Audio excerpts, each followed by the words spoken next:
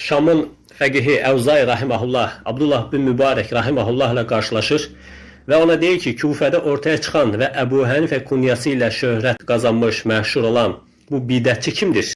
İbn Mübarək rahimehullah onun adını demədən, onun kim olduğunu demədən bəzi məsələlər haqqında fətvalar danışır. Əvzai deyir ki, bu fətvalar kimə aiddir? İbn Mübarək rahimehullah deyir ki, İraqda qarşılaşdığım bir alimə. Əvzai deyir ki, bu kəs, sənin bu haqqında danışdığın kəs uləmanın böyüklərindəndir.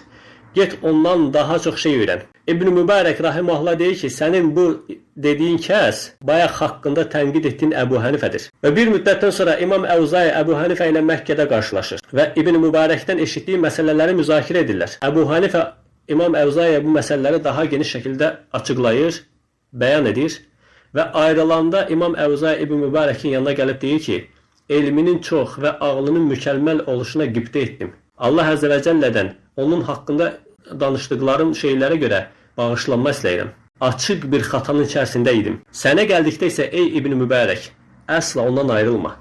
Yəni buna bənzər nəqillər kifayət qədər mövcuddur. Bir müsəlmana düşən onun dünyası və axirəti üçün faydalı olan şeylərlə məşğul olmasıdır. Onu qiyamət günü onu xilas edəcək şeylərlə məşğul olmasıdır.